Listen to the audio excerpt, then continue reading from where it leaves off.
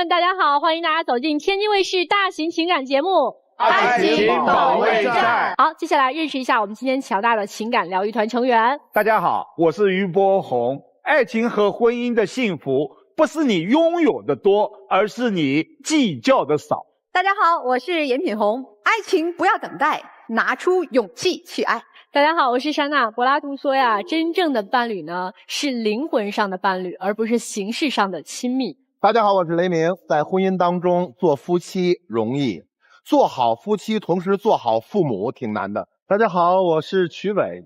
爱情需要里应外合，以品细品。好，我们细细的品啊。来，接下来呢，我们要掌声有请我们今天来到节目求助的两组嘉宾登场，欢迎他们。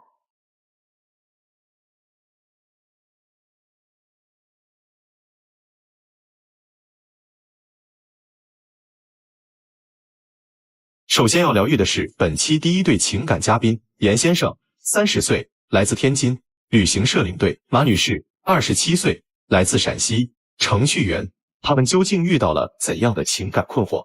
对方在你心目中是什么样的人？他是个程序员，成天在我身上找漏洞，但我觉得他本身就是一个大的 bug。我觉得他以前挺有男人味的，现在比我还像个斤斤计较的女人。你觉得对方有什么缺点？我俩相处的时候，他做了很多越界的事儿，他还有恶趣味，他还喜欢招蜂引蝶。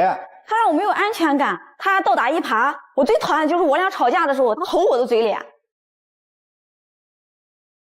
哇，这男生给女生罪名不少啊，什么越界的事儿、恶趣味，还招蜂引蝶。哎，你俩恋爱谈了多长时间了？现在是1年半了吧。谁追谁呀？当时是我追的他，当时是在一个这个驴友的这种露营团的时候，忽然天气就下雨了。他们准备没有完全，我就把这个冲锋衣啊，还有我的睡袋就给他了，见色起意吧，就是那种感觉。然后看他比较好看，然后就互相留了联系方式，之后就吃饭呀，包括追他这样的就在一起了。你这个里边说到什么恶趣味，这是啥意思？我怎么没懂呢？我们在这个相处的时候就没住在一起，那个时候，然后呢，我这个工作原因呢，就是有一点那个可能出汗呀或者爬山的领队多一点，可能回去呢之后身上都是泥点子，或者身上都是汗味的那样，然后他就知道我要回去了，就在我的出租屋等着我，把这身衣服他就给我洗了，洗衣服都挺好的，他是有点那种爱闻臭袜子的那种感觉似的。就是拿着这个我这身脏衣服，然后之后去到卫生间里边，他对着那个镜子闻完了之后还要笑一笑的那种感觉，这不光是恶趣味，就有点奇葩的那种感觉了，这能明白吗？就我特别忍受不了他这一点。其实主持人我想解释一下，就是因为我俩之前是聚少离多嘛，其实有时候洗衣服的时候就脑子里就是幻想着我们的未来，然后就可能有他说的那种感觉。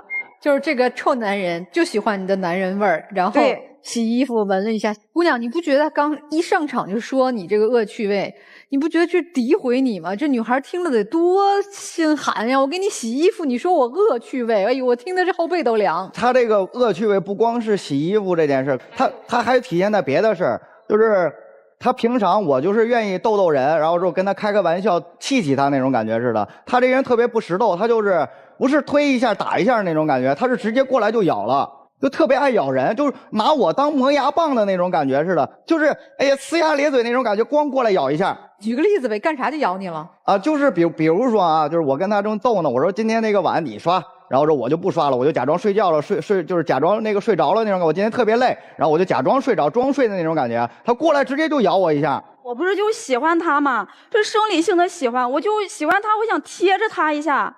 这个就是女人的撒娇嘛。其实我是这样啊，就是他要生理性的喜欢，他可以表现在他拥抱我一下呀，或者说他说哎累了呀，或者爱你，或者那种感觉似的。因为我是平常的比较喜欢格斗散打这样的感觉，就一招制敌的那种，比较喜欢练这样的。身体本来就有应激反应，反复的跟他说过，我说你别这样逗我，别这样咬我，我说万一伤了你怎么办呢？完归渠就伤了他了，给他鼻子就打出血了。就这种感觉，您就动手了？不是真的动手，是那种就是应激反应，可能别人一挥胳膊对伤害你一下，他们从后边，然后我就哇肘一下，就那种感觉，就主持人，那你觉得就是当时已经把我弄流血了，那我已经很疼了是吧？我又没受过啥伤的，他弄疼我就哭了嘛，哭他不应该哄哄我吗？你看他啥情况？他一顿过来说我，反反复复跟他讲过这个道理，我说你别这样弄我，别这样弄我，我有应激反应，万一你伤了呢？这女生就是她的这些种种行为，在她看来都是特别特别爱你的这些表现。那他肯定平时对你应该是那种特别温柔的类型，是吗？我感觉他挺极端，挺有暴力倾向的。怎么说？一个是这个咬我这个事儿，咱不就是刚才说了吗？我说这个一定是，我说你已经鼻子流血了，你自己止住血，我要拿这个事儿血淋淋的教训，我给你教育你，下次别这么干了。然后更极端的事儿就是，我们后来不是住一起了吗？住的是我之前的那个郊区买的那一所婚房。然后呢，我还问他，我说这个郊区这个离你的工作远一点，我说你能不能方便？他说没问题，远点吧，就是合租，我住这一间，他住那一间那种感觉似的。真的。你们各住一间是的，各住一间。然后呢，就在这个阶段，他就发现点这个事情，因为我这个是我跟前女友一块买的这个婚房，就是不是一块买，就是买的婚房，准备结婚用的，就是包括装修呀，还有这个家具，都是我们一块选的。然后就被他知道了，他就毅然决然就说：“你得把这个装修给我砸了，把这个家具给我换了，这中间产生的钱我来出。”那我肯定也是不愿意啊，他比较浪费这个钱呀。我难受啊，你知道吗？你想我每天一睁眼。我睡的床是他女朋友挑的，我吃饭的碗是他女朋友挑的，他的衣服好多衣服都是女朋友挑的。那我每天眼睛一睁，都是他女朋友的影子。你干嘛要去住啊？这不就想着我们之前聚少离多嘛，就想跟他待在一起。不是，其实啊，这里有一个细节，我觉得床啊、家具、沙发这些不重要，重要。刚才女生说还有衣服也是前女友。只有他自己是个直男，不会挑，就好多东西都是他前女友帮他挑的。我就觉得他睹目思人，就一直留着这些东西，为啥呀？就是他穿的衣服，前女友给挑的。对，包括在这一间房间里的睡衣、睡袍，一切全部是他前女友挑的。就部分都是，我看着可碍眼了。他们两个人之前处了多长时间呀？具体我知道，好像有2年了吧？对，我是2年。不是，那这些事儿你是怎么知道的？你想想呀，一个房间里怎么可能都是粉色的东西？他一个男生，至少我跟他在一起的时候，他至少就是衣服什么穿的就挺拼多多的，我看着就不像一个直男的。婚房都准备好了，为什么会分开呢？消费观念不一样嘛，因为他确实像他说的那样，我就是一般购物就是拼多多，然后这个吃饭就基本上就是拼好饭。我就是对自己挺节省的、挺算计的这么一个人。然后我那个前女友呢，又是特别的花钱大手大脚的那种感觉似的。我们准备结婚了，那钱肯定就放在一起的那种一块花。但是他花钱大手大脚，然后就导致每个月都月光，攒不下来钱。就这个事儿，那最后现在怎么解决呢？那我觉得就是让你把它砸了重新弄也不行，那是吧？那就把它挂出去卖了呗，那是就买个新的，差价我给你补呗。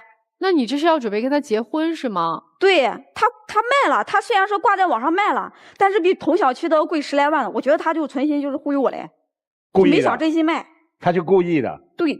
到了谈婚论嫁的这个阶段了吗？现在还没到呢，现在是准备在分手的阶段。哎呦，那这着什么急呀？哎，你说说这女孩吧，你刚才说了她什么那个恶趣味，好像还说了她什么招蜂引蝶和越界，这对女生来说是特别大的一种侮辱的词汇。你为什么会说你女朋友这样呢？就是如果她没有干出这个事儿，我绝对是就是有家教的这样的人，我绝对不会说出这样的话来。哎，你这怎么了？她是可能是这样。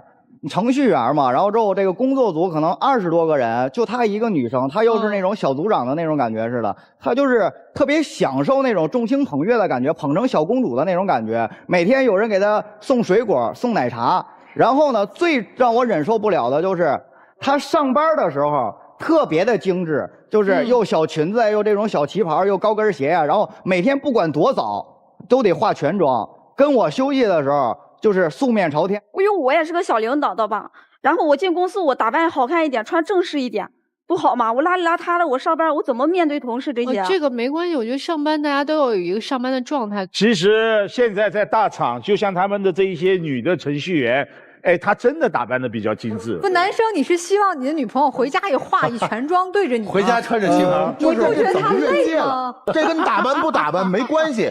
这关键招蜂引蝶在哪儿了？我没懂。对，还有乐器，好看，你的单位打扮第一个是这个打扮的好看，然后另一个呢就是晚上这个下班时间不是应该是这个自由的时间，不应该工作。而且他的所有的同事基本上晚上都要跟他通一个电话。最破坏我们俩感情的就是他这个他的副组长，有一次9点的时候打了45分钟电话，我就在旁边坐着看电视的，然后之后他就一边打情骂俏说说笑笑，然后从中间我还听到了说那个我新买了一辆哈雷的摩托车，然后我哪天我去带你兜风，然后坐我的那个后座那种感觉似的，然后他还同意了。你心里想法咋那么多呢？我就是当时就是正常下班的工作没有做完，然后汇报一下工作，因为我之前想买一个摩托上班方便一点，我给他说买摩托的事情，但是他不同意，然后我没办法，我就给我同事说了一嘴，然后他刚好买摩托了，因为摩托钱他也不是很便宜嘛，他也很贵，我就想着去体验一下这个摩托，看值不值这个价。然后你就要跟着那个同事去跑山去？我并没有去，他拦住了。不，他要不拦你就去了。我可能会自己去开一下摩托。那你会带男朋友一起去吗？如果按我自己的想法的话，我会带着他去。如果他还是坚持不同意，我可能会不同意。不是，这摩托车能有仨人吗？不是，就是哎，这个亲爱的，我这同事这个弄了一辆哈雷摩托车，我特喜欢，咱一起去看看呗。去看看行，但是女生答应的是我坐同事后座。他不是他自己骑。现在是这么说，但当时咱说当时的在当时的时候是老这个。师，你认为他就是招蜂引蝶的是吗？不是这个，我觉得肯定是不合适啊。当时我就跟他说了，我说你把这个电话撂了，咱们俩聊一聊这个事儿。这得聊聊。然后他就跟他那个男同事说，他说这个，我男朋友吃醋了，生气了，咱把电话撂了吧。后来那边他那男同事来了一句，说你小奶狗男朋友要吃醋了，咱们先撂了吧，明天咱们见面说。就这种感觉，你说我能不生气吗？这有点挑衅了哈。就是有时候同事会开一些玩笑。你这同事这玩笑有点过。之后的事还有呢，就是继续。我一定是要知道这个男的到底是谁，大半夜的破坏我们俩的感情，明知道他有男朋友还要给他打电话嘘寒问暖那种感觉，那我这暴脾气肯定上来了。我一定要知道他是谁，我上公司找他去。我也不是说要真跟他动手或者怎么样的，我得去质问质问他，而并且呢是跟那个公司所有小组的这些男同事宣示一下主权，就告诉他有男朋友，这样我也觉得也没什么错。他倒好，他给他那个男同事发消息，说我男朋友要去堵你，可能要动手那种感觉似的，你别从正门走了，你从侧门走。我连堵了2天都没堵到。他做了一点没错啊，防止这样的一种冲突发生啊。不是，那他是担心的是什么呢？我担心啥你不知道吗？你看他的人说话什么的，做事挺冲动的，然后他还学过跆拳道啥的。我觉得他跑过去了之后，如果你发生冲突，你让我怎么办？你到时候有什么事儿？他的饭碗也砸了。那他哪天他不跟你说，然后呢悄没事就去了，你同事依然在那公司嘛，他跑不了的。这为什么他跑呢？为什么不能说当面我们对峙一下，这不更好吗？我觉得我们当时是没有问题的。没问题说呀，你跑2天，第3天也跑不掉。还有什么？就说这些他在这个工作单位有让你吃醋的事儿吗？有吃醋的太多了。他平常就是咱不是刚才说嘛，全装上下班，穿得很精致。另一个呢，他们公司团建的时候，他都主动选在那种海边，包括有这些穿那些比基尼露背的那种感觉似的。那他底下那些评论，就当时他还特别信誓旦旦给我看，你看我同事来评论，公主真美呀，公主真好呀，公主真潇洒，公主真好看那种感觉似的，就小队形都给我摆开了。你说我能不吃醋吗？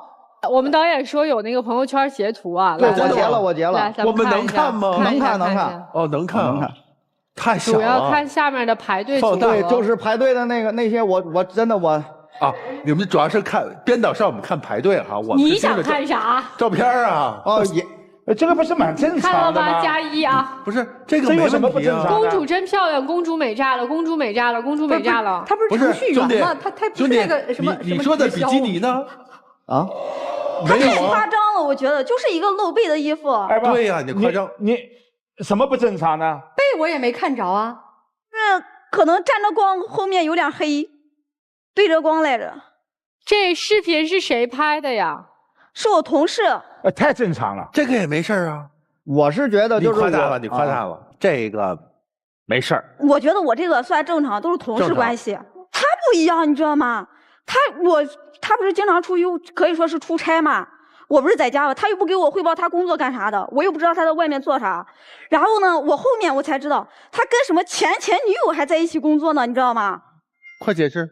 也不叫解释吧，我是觉得快解释，已经过去了，又不会有后续了，然后之后就是同事关系，我也不可能跟我老板说，我女朋友吃醋了，可不可以把谁谁谁开除了，对吧？我以后我怎么在老板那儿去做事儿？我怎么去跟同事相处呀？那你不想想我呀？我跟你当时本来就聚少离多的，对吧？你跟你前女友还整天待一起，你啥事儿我都不知道，你还不告诉我？不是这个问题，很简单，换位思考。如果说他现在这个小组当中有他的前男友，您会怎么想？已经是前男友了，那就是已经就不合适了呗？为什么分手呀？要不然他要合适，肯定还能在一起。哎，说到分手的事儿，我想到就是你之前都已经婚房布置好了，但是因为消费观不合都分手了。你俩的消费观怎么样啊？还有一件事就是他的消费观比我前女友还更大手大脚的。他一般就是买包就基本上就得大几千几万的那样的，然后买这个鞋就3、4千，那我肯定是理解不了，就是他还惦着就是没结婚的时候就惦着管我的钱，那我肯定我觉得就是我这个钱要是跟我前女友一样给他了，然后之后呢，这不还是一样没有积蓄吗？还是一样他本来就月光，然后我自己还能攒点儿。我也没花你钱，他前女友花他钱，但是我花我自己钱，我没管他管我干啥？对，就是你花你自己的钱，然后不花他的钱，但是你们两个人的这个消费观确实是大相径庭的，对吧？对，我是觉得他本来就是这个月光族，我再把我的钱给他，然后之后合在一块花，那不更没了吗？对吧？主持人，你想想我为啥要管他钱？我管他钱是有原因的，他可能败家了啊。他不都拼多多吗？你听他说拼多多，他在身上省了，可他别的地方可能败家了。就比如说他之前开什么健身房呀什么的哈，2年赔了60多万。然后他还老好人，他心肠特别好，朋友让他投资什么他投资什么，还投资一些乱七八糟的东西。我仅仅知道了1、2个，那剩下的我不知道，我还不知道他到底亏了多少呢。我可能投资失败了，或者遇人不淑了那种感觉，我以后改不就完了吗？他就非想拿这事天天揪着我说，其实天天揪着我说那种。哎。来，重点来了，你俩今儿来干啥来的？我是想分手。你是想分手的，对吧？对。你看出来了。来，女生你来干嘛的？我其实内心有点不舍，因为我把所有的感情都投入在他身上去了。你是其实想做挽留的，对吧？我是有点错想挽留，我不想亏待这份付出的感情。但你确实挺委屈的，听着，就他那种说法什么招蜂引蝶、恶趣味，这听着一个女孩子太受不了了。真是分手就分手吧，姑娘。接下来咱们来听听今天同样来求助的一对的小情侣啊，小陈和小童，你们听完这哥哥姐姐的恋爱史，你们有啥想说的？我也认同大哥。因为姐姐长得确实漂亮，大哥可能想挣更多的钱，也想让姐姐给其他的男性保持安全距离，给自己一份安全感。就是刚才在台下上来之前，我就觉得姐姐长得特别漂亮。然后刚才这大哥说上班漂亮一点，下班不漂亮，我觉得没什么，上班就是要漂亮一点，在外面形象就是要好一点。自己女朋友这边形象好了，给她长脸了，她还不乐意了，我就不理解这个逻辑。好，那听完了，你看看人年轻人的想法啊。来，我们听听老师给你们什么建议啊？其实很明显。这位男生就是想借我们的口达到分手的目的。男生确实有点让我这个男人都看不下去了。首先，他在你身上找的这一切的毛病，我更多的解读是挑剔。如果说两个人还有爱，我们可以努力的去说服这个男生，去消除这样的疑神疑鬼、胡思乱想。他不是，他一切都当成了和你分手的理由，因为你破了他的底线，你要管他的钱。有些女人总认为要管住男人的心，就要管住他的钱，甚至有的女性认为，我把男生的钱管住了，他就会有归属感。这种被逼被迫的归属感很苍白。另外，你怎么可以住进他和前女友准备的那个婚房吗？这不是自讨没趣吗？不是砸就是卖，这又碰了他的底线。所以今天挑开了说明了，如果分手，我们今天就说分手，合不来。爱了1年了，何必不停地在对方身上找 bug 呢？何苦呢？毕竟曾经爱过，哪怕她成了你的前女友，那一段经历以后你也会时时的记起，何必搞得如此的不堪呢？其实你说两个人的生活方式不一样，对这个理财呀，甚至包括房子的这个认知不一样，我觉得这都可以磨合。我觉得可能很多情侣包括夫妻都需要经过一段时间的磨合，才能达成一个彼此一致的，或者是相互妥协。在我看来，这不是大事儿，但唯一我觉得协商不了的是你们俩之间，首先是男方对女方的恶意攻击。他的表达在我听起来，我就先不听是什么内容了啊，他不往下边展开说，光那几个大词放在那儿，我就觉得如果你是我妹妹是我家人，我觉得就不能和他在一起。这就是我看到的我所认为这段感情不应该继续下去的最重要的一个原因。所以我建议你和他分开。男生呢，我觉得可以在财务上，我们年轻人自己打拼啊买房，我觉得都是很好的一种生活习惯，包括节约积攒没有错与对啊，他要买包，人家挣了钱买也没错与对。但是你在情感上的吝啬和对自己身边这个亲密关系的这种赞美和宠爱，我觉得你太吝啬了。钱上可以稍微在这个阶段，咱将来要结婚生孩子，承担很多责任，赡养老人都需要我们可能去节约，可以稍有点吝啬。但是情感上吝啬那是大忌。那你不耽误人家姑娘吗？一个吝啬于付出情感的男人，跟你在一起图啥呀？图你臭袜子吗？所以你觉得慷慨一点，不要因为和前女友在一起，你觉得他花你很多钱，你从此得把钱袋子管好。不要因为过去的感情让自己觉得我再慷慨付出，我这可能又吃亏吃大发了。慷慨是一个美德，我觉得不是乱花钱，不是乱付出情感，而是你遇到一个比如像这样姑娘这种类型的，是想和你好好过，有自己的人生追求，也愿意付出的女性，我们要先慷慨。慷慨于付出爱，慷慨于付出支持，慷慨于付出赞美，慷慨于共同成长，你才能收获一个相对美好的伴侣关系。所以你们两个人蛮拧着都挺不好的。分吧，赶紧分吧，我听着太难受了。从几点我觉得这个男生一点都不爱你，就他甚至对你连喜欢都谈不上。为什么呢？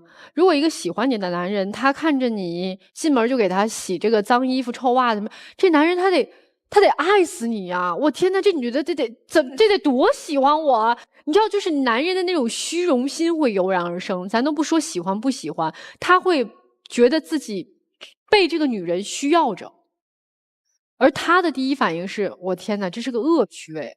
所以就足以见得，在他内心深处，他是有一堵高墙的。他一开始追你，为啥？始于颜值啊，好看吗？但是先生有一点就是，你觉得好看的女人，别的男人当然也觉得好看了。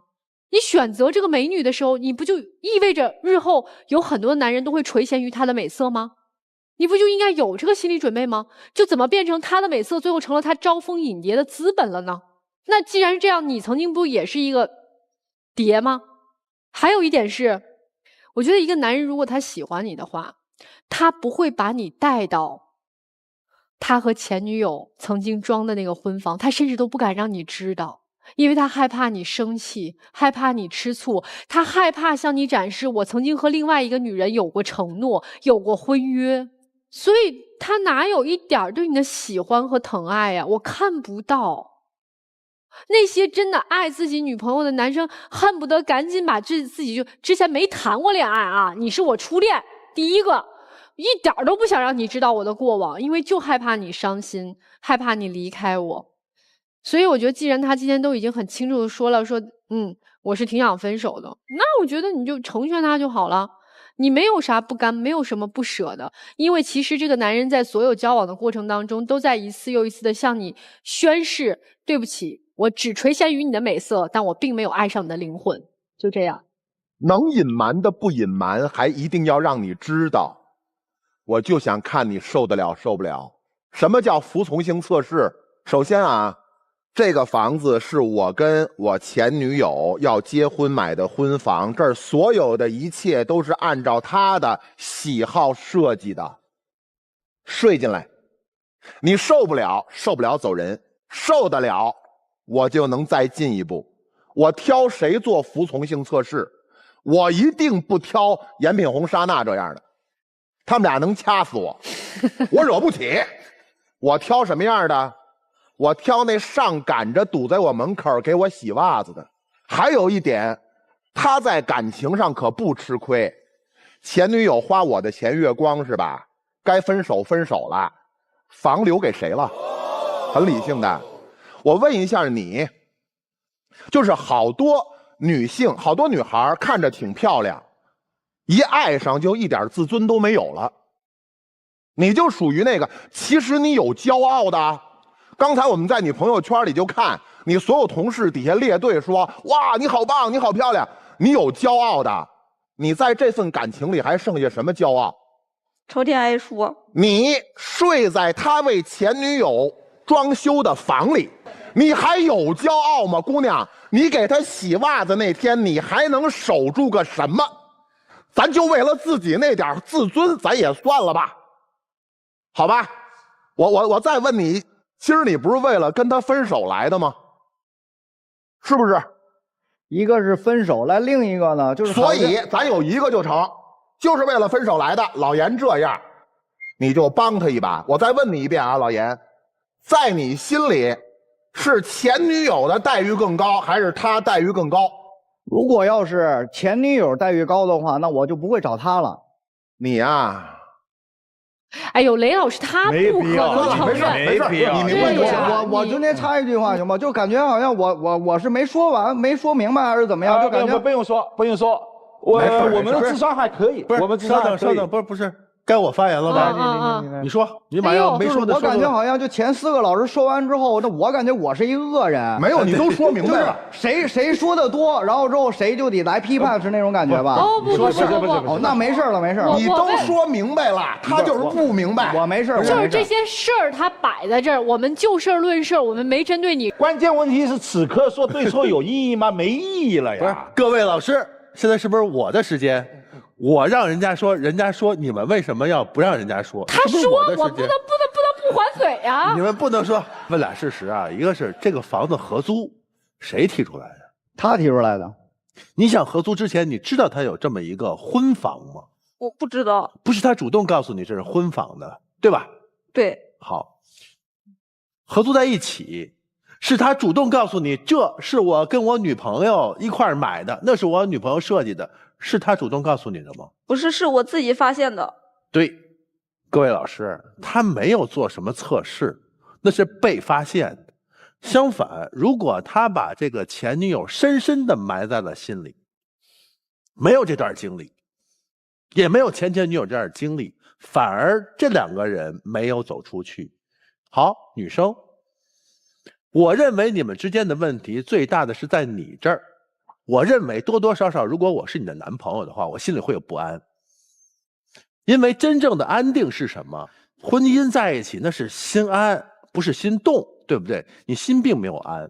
你在你们恋爱当中，你其实也很优秀，他肯定天生的就紧张嘛，对不对？那个微信上看照片呀，你看就没事儿，真的没事儿。但你的确跟那个同事要去跑山去有事儿，挺大的事儿。包括你让那同事跑有事儿，有说不清楚的事儿。要能说清楚，面对面，他是这么没有理智的人吗？你真把他想成为一个情绪不能控制的人吗？他也不是。但为什么你让他跑，不能面对面的去说清楚？那有事儿说不清楚吗？就拿说那个，哎，你男朋友怎么这么什么小奶狗什么的，是吧？这小奶狗又吃醋了。你说这调侃，你觉得是你的一个下属应该说的话吗？敢说的话吗？你敢说你的行为在你的同事当中有足够受到尊重吗？不要听他们说都是他的问题，你也有问题，解决好你的问题，哎，你们俩之间就相处会有机会的。为什么一定要离开啊？如果说分是你今天来的目的的话，那我想让你知道的是，任何事情，一件事情出现问题都是双方的，尤其是关系当中。我个人觉得，如果可能的话，磨一磨在一起。如果觉得哎，就笃定了，分了也算，没所谓。因为什么？一段爱情，如果遇到对的人，我们就是得到；如果遇到错的人，我们就是学到。姑娘，我希望你学到一些东西，好吗？就这样。好，谢谢徐总，你俩坐那歇会儿，咱们换第2组嘉宾。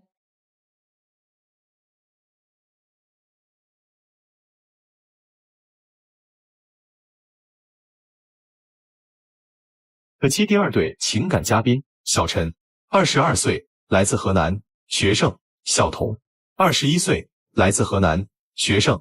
那么，他们又遇到了怎样的情感困惑？你最接受不了对方什么？抠门儿、小气、爱算计，不会包容我，对我没有耐心。跟他在一起我很心累。他特矫情，什么事情都得顺他的意，还窝里横，把我当出气筒。你希望他以后怎么做？我希望他以后对我温柔一点，别那么多事，也别总为难我。我希望他能多在乎我一点儿。虽然当初是我追的他，但是我希望他可以像我爱他一样爱我，脚踏实地的为我们的以后着想。一个要他温柔一点，一个要他多在乎我一点。现在其实处在的是一个人生的十字路口吧，算是两个人未来可能对于选择啊都不同，或者你们两个人可能现在情绪上起伏都会比较大一些。那谁先说呀？老师，我先说吧。好，我们俩大一的时候就是同班同学嘛，那会儿就是只是互相认识，但还不是很熟悉。他跟我们班一个女生谈恋爱，俩人在一块儿谈了不到1年就分手了。然后分手那会儿他就挺颓废的。再后来就学校有那个课题作业要分组，我俩就分到一个组。合作完之后，我觉得他这个人就还挺不错的，我就跟他接触，我带他出去玩啊，散心啊，我带他走出他之前那段那个恋情的阴影，是吧？结果我跟他在一块儿之后，我就发现他这人特别的抠门，你就想象不到他有多抠门，他简直就是抠门他妈给抠门开门，抠门到家了，你能明白吗？怎么个抠法？我俩出去吃饭都 AA 的。然后这 AA 制还是他提的，他说我们两个现在都学生嘛，没有自己那个独立经济来源，然后希望经济独立一点。就反正在我看来，他就是怕我占他便宜。之后那一回是就我的课题，我弄完了，我心情特别好，我说出去吃顿好的放松一下，我让他陪我一块儿去，他同意了，我就选了一个人均消费200多的餐厅吧，就200多也不是很贵吧。最后他让我点，我就点了我自己爱吃的嘛。我点完之后我让他点，他不点，他说怕点多了吃不完就浪费，就先点着吃着。吃完不够再点，就是这光盘那我能明白，我就听他的来了。结果刚吃完他就要去上厕所，他刚一去厕所，人服务员就过来找我结账了。我就把账结了，那顿饭吃就是260多块钱。我俩说要 AA， 他是不是该给我130？我就没问他要那30，我就说他给我100就行了，然后他还不乐意。老师，那钱我没说不给他，当时也是月末了，当时我是吃完饭过去的。他当时课题做完比较高兴，我说陪他吃顿饭，那也行呗。顶多喝2口水，对不对？后来我给他说了很多次，那天给他就说这事翻篇了，但是还是逢人就提这事，逢人就提这事。我挑一下啊，就他对前女友也这么抠吗？他对前女友根本不这样，挑得真狠。对，根本不这样。就他但凡这样，我就不有这么大心理落差。他对前女友就特别上心，他前女友有求必应，而且就我话说难听点啊，他在他前女友面前跟舔狗一样。逢年过节520啊，情人节呀，就看他俩一块出去玩，还给他买礼物什么的。不过节的时候，看他们发朋友圈，他也送的全是那种名牌的东西，就名牌鞋、名牌包、名牌衣服，还有那些化妆品什么的，就包括好多牌子我都不认识。哎，我打断一下啊，那你岂不是在你同学中间都很没面子？是真的很没面子，真的很没面子了。你们一个班还来来回回一个男生，哎呀，那就送过你啥吗？到现在为止，送我最贵的礼物是双60多块钱的鞋，我都不知道这60块钱的鞋现在哪儿还能买着，他硬是给买来了，我还挺高兴。当时我收到他礼物，他铁公鸡拔毛了，我可高兴。我穿那双鞋跟我闺蜜出去就是逛街嘛，我就没想到，正逛着街，那鞋底开胶了，鞋底掉了，1分钱也能晃。对，那个时候大3，我能出去找份工，也能挣点钱。现在大4了，临近毕业，选择就业，很多事情没时间出去挣钱了。再说那鞋，本来也是400多，我找了好多朋友，一刀刀砍下来到60多的。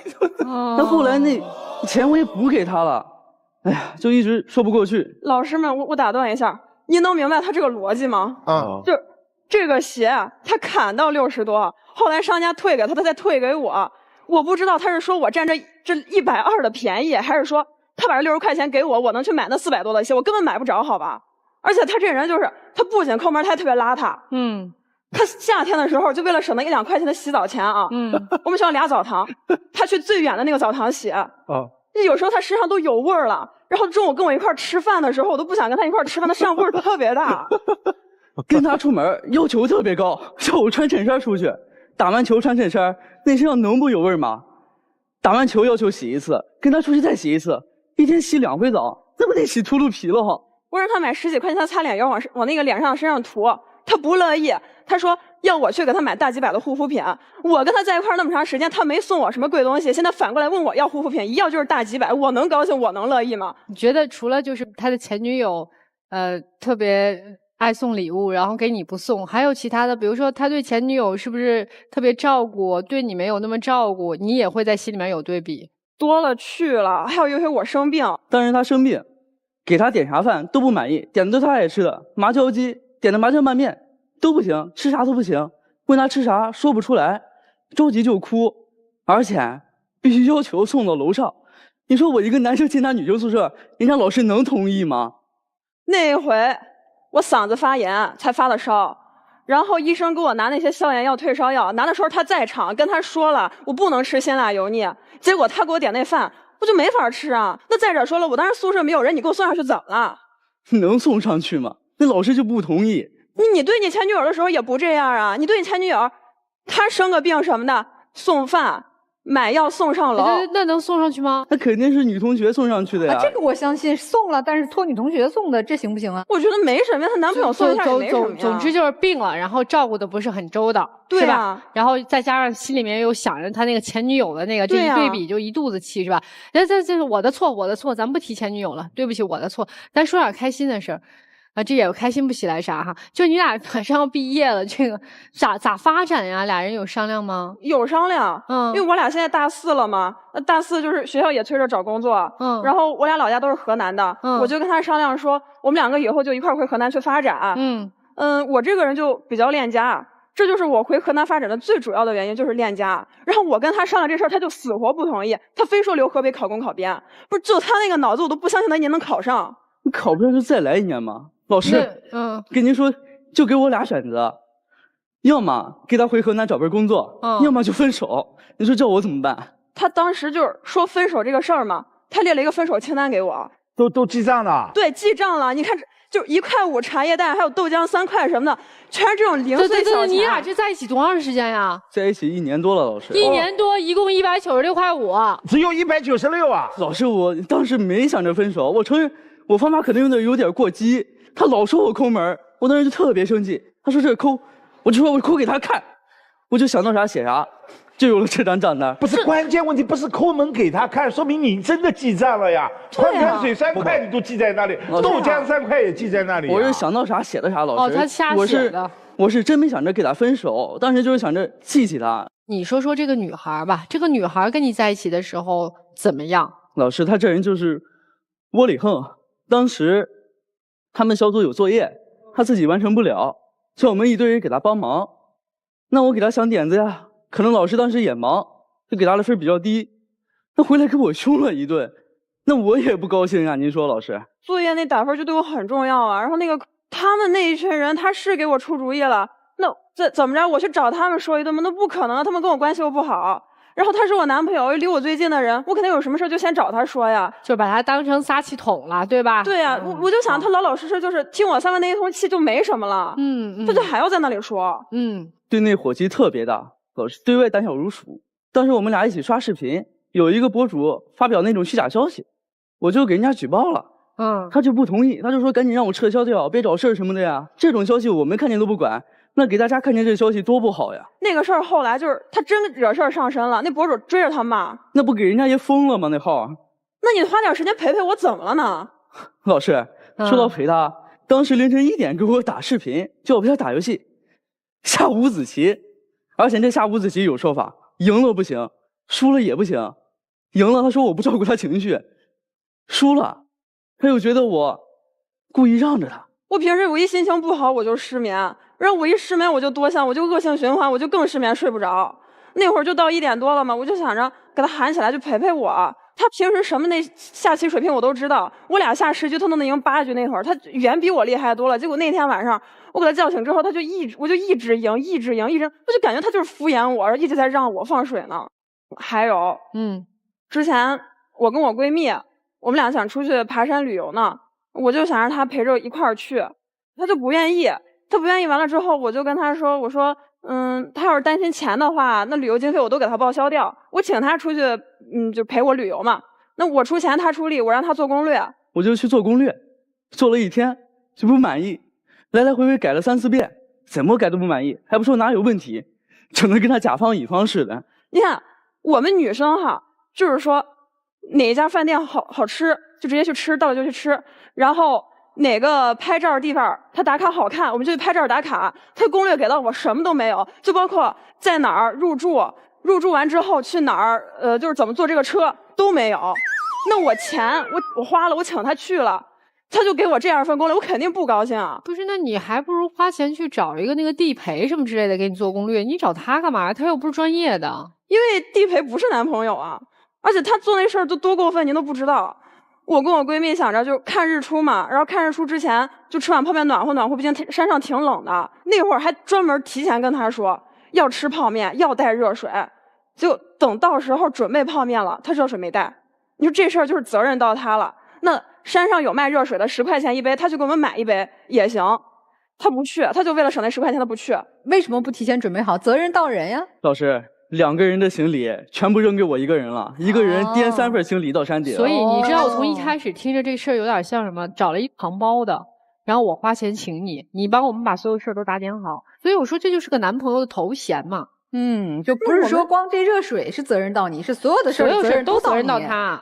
毕竟我也就是花那个钱请他去。所以你看你这话说的，毕竟我也花这个钱请他了呀。是啊，那你不就是把他当成一个工具吗？还有啊，路上的时候他可以陪着我一起啊，然后还能帮我们拍个照，布置一下行程什么的呀。那不更像工具了吗？这不就是工具人吗？我跟我闺蜜出去我们也这样，我觉得这很正常。那你就跟你闺蜜2个人好好自己规划行程，自己出去玩不就完了？然后跟男朋友的旅程就是只有跟男朋友2个人。因为我还是想她跟我闺蜜就不要像网络上那种婆媳大战一样，我不希望他们关系搞那么僵，我就希望他们提前关系打好一点，然后多熟悉那种。而且我闺蜜就对她也比较有意见吧。我要是你闺蜜，我对她也一定有意见。老师当时给他们拍照，相机往前摆显不着头，往后摆就显着照不着腿。她闺蜜，我看着我给她闺蜜拍的也差不多呀，她就不同意。根本就不一样，根本不一样。老师你别听她说，就她给我拍的照片，山特别好看，然后树特别绿，水特别清，天特别蓝，看不着我人在哪儿。我当时拿到我就特别来气，我觉得这就是心里不重视我呀。我要是在他心里面占很重要的地位的话，那你这个想多了。人家觉得风景很美，我女朋友在里边就挺重要，挺好了。这个和重不重视有什么关系呢？可能跟他的技术有关系啊，和他的审美认知。构图，对，他此刻的构图。想法、能力问题。来，我问一下你俩今儿来咱节目是要干啥的？还是想继续走下去吧，就是希望他对我包容一点。姑娘，你今天有啥诉求呢？我当时听到他说来要跟我分手，我还挺生气的。但是既然来，我就陪他来，就这么抠门啊。他说来这儿要跟你分手啊？对啊，他就这么跟我说的呀。啊，他这么厉害呢？啊，没有，我还是想着我们能走下去吧，老师。那你们走下去，这个未来规划好了吗？毕业去哪儿啊？到底？还是根据实际情况看，走到那一步，再往前迈吧。哦，总之现在就是今天还是想在这个舞台说继续和好，只不过其实就是相当于男生这心里面有太多的憋屈的事儿了，说一说，对吧？来吧，你们听完他们的这小情侣的这个故事，有啥建议和想法吗？我也是觉得这个女生那个感觉就跟有点像是使唤人似的那种感觉似的。就包括现在我感觉我们2个人性格有点像，但是我不是没有他那么抠。从他们2个人就是交谈当中，这个开玩笑的交谈当中，感觉是有感情在的。给他做点旅游攻略，给他多学一点拍照技巧什么的，这不都男的应该做的吗？然后包括现在什么的，你自己学厨艺啥的，现在不都男的做饭吗？对吗？这些您都做吗？啊，你跟他谈恋爱的时候你都做呀？我都做呀。啊，做饭你也做呀？对呀。然后旅游攻略也你做？那我就是我的职业呀。哦，对，是，就是他的职业。对，嗨，我就想问男生，你到底为什么要找女朋友？你抠门又小气，你还对他不上心，我就不明白了，你是不是没有做好找女朋友的打算，然后你找他呀？我觉得我只要能做，就尽量愿意为他去做。我看不到，在你谈话当中，我有时候看不到。哎，你要有这么有底气跟他说话多好呀！对你刚才站在那儿一句这样的话都没说出来，哎呦，我把的天哪！急你在你的呀男朋友面前那个唯唯诺诺小猫样儿啊！我的天哪！哎，看别人问题看得可好了，到自个儿都弄不清。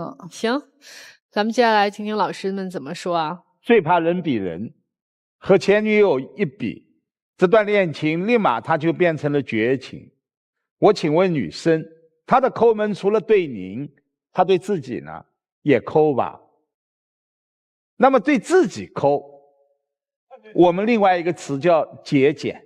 这个年龄的男生，他没有打肿脸充胖子，他没有以恋爱为名向父母去要恋爱经费，所以他只能花这么多钱。另外男生，刚才小片当中你说非常抱怨女生把你当出气筒，恋爱当中女生把你当出气筒有时候是一种幸福，因为这是一种爱。还有你说她矫情，女生的矫情只对能够矫情的人才矫情，天下恋爱当中的女人没有一个不渴望得到男生宠的。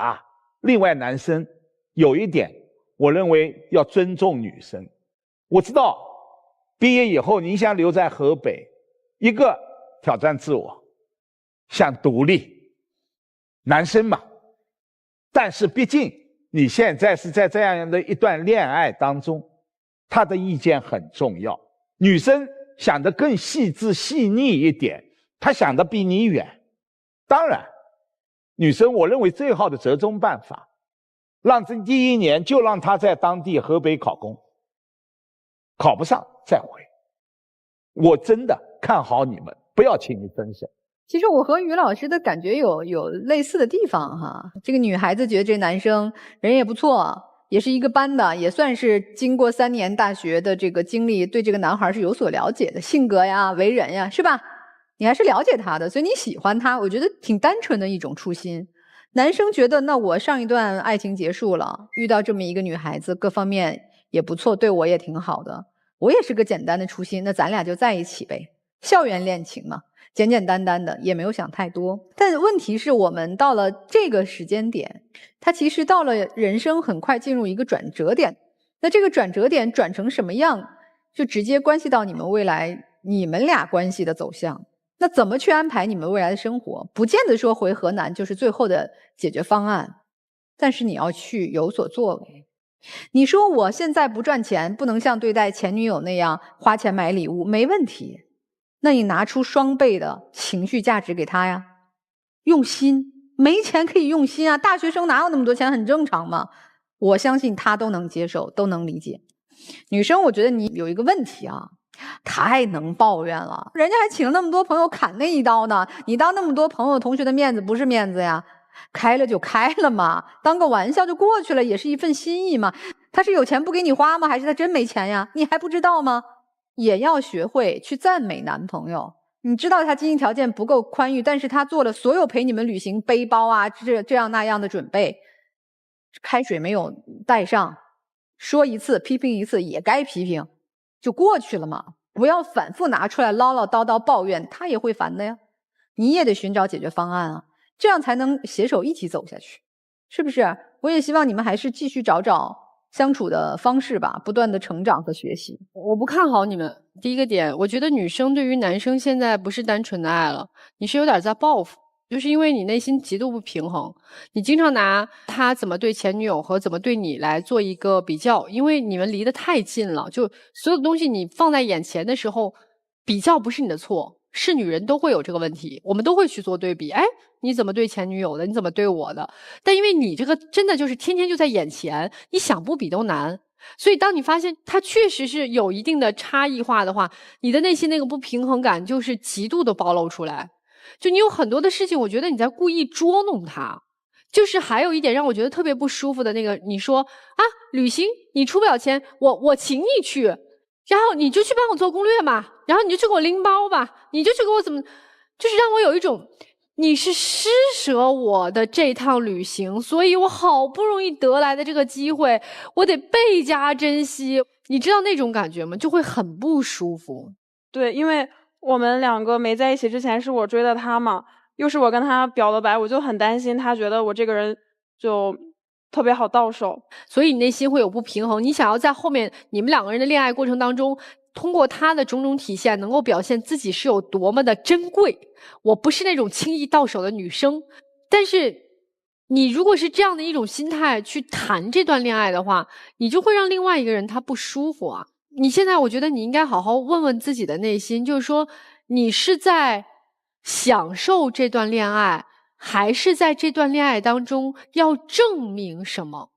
如果你一直在这段恋爱当中在证明什么？一，证明我比你的前女友好；二，证明我也是一个值得被别人追的女生；三，证明你必须要在这段恋爱当中对我比对你的前女友好。如果你要是在做这样一道题的话，那这段恋爱我觉得就别谈了。但如果你是真的就是因为我发自内心的我很喜欢这个男生，我没有想那么多，我就是想跟他好好在一起，你在享受这段恋爱的话，那你们就谈下去。就是忆往昔，二位的感情有个假想敌。哎，对，这个假想敌就在眼跟前儿，没错吧？哎，这是看过去，看现在，你们两个这个爱情谈的特别的无聊。你们两个恋爱1年过程当中没激动的事儿，最激动的事儿那双鞋为什么60？最激动的事儿，你给我做攻略做的不精彩。我问二位一问题：两个人如果真的爱，晚上夜里凌晨1点通电话，俩人能下5子棋吗？那不得说什么你为什么不开心啊？然后我开解你一下，没有。对，你再看未来，你们两个在未来规划上有坚定的不一致。什么叫坚定的不一致？刚才女方说我要回家，我非常恋家，男方的回答是我要考公。就他能考得上吗？我1年考不上，再考1年啊，没错吧？你们在未来是有坚定的不同，不管从过去、现在、未来。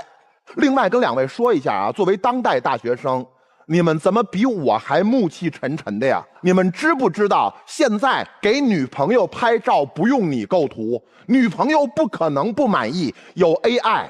有一个 AI 放在你的手机上，给你女朋友任意背景拍一张，所有构图给你出20、30张，各种渲染，她不可能不满意。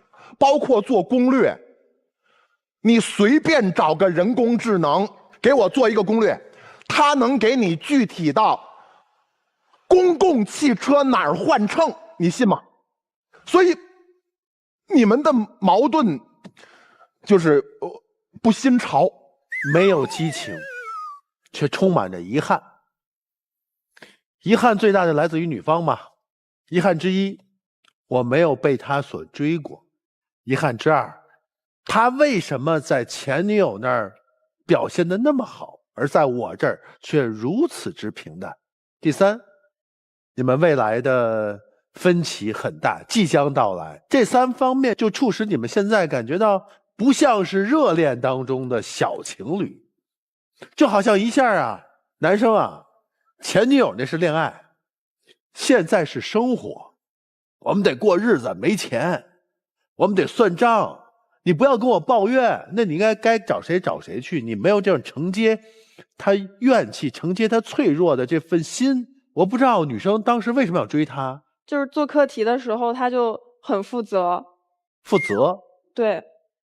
那你错爱了，他不是对你负责呀，他是对课题负责。对啊，他觉得那是你的问题，你考得不好，你分低，你应该找别人去，不是找我。我真的不认为他爱上你，或者说你们俩之间没有爱，不知道谈了一个什么恋爱。因为在你们的恋爱当中，我没有看到动情，没有看到情不自禁，没有。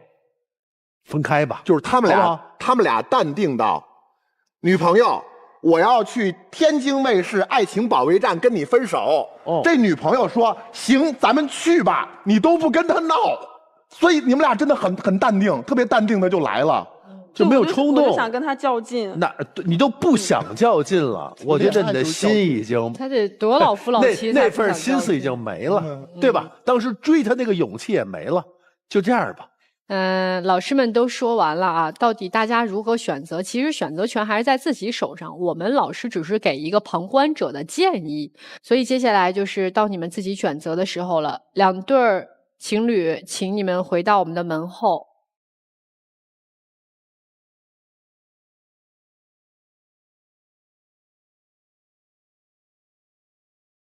那么在揭晓第一组嘉宾的这个结果之前呢，我们要提醒一下电视机前的观众朋友，大家可以通过登录优酷视频、腾讯视频观看节目的完整内容。我们一起来揭晓答案，3、2、1，请开门。我觉得这俩不会出来的啦，男生都那么坚定的要分手了，就是来分手的呀。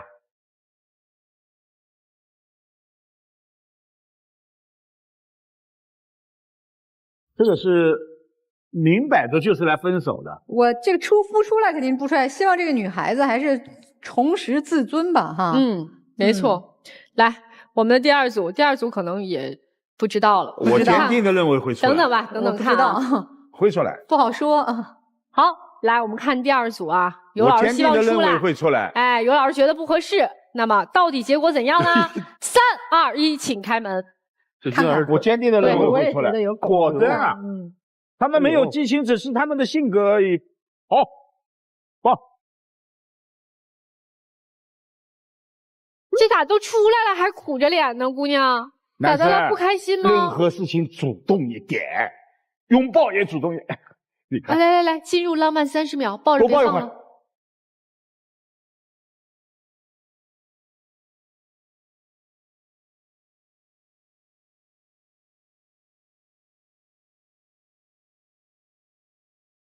好啦，请亮灯吧。既然选择要好好走下去，就开心点儿，哭了呀。这姑娘心里是有委屈呢，是吗？那对比没有对比就没有伤害，所以小伙子要用行动啊，去证明你那颗坚定的心啊。听完老师们说的，我觉得确实我做的有问题，我会更努力的选择我们，更努力的走下去。不管怎么样啊，我觉得这个好好恋爱、好好生活、享受当下很重要。祝福你们，谢谢你们来到我们的节目，来这边请。好。校园恋情很纯粹啊。好了，这就是我们这一期的爱情保卫战了，非常感谢所有观众朋友们的收看和陪伴，我们下期再见。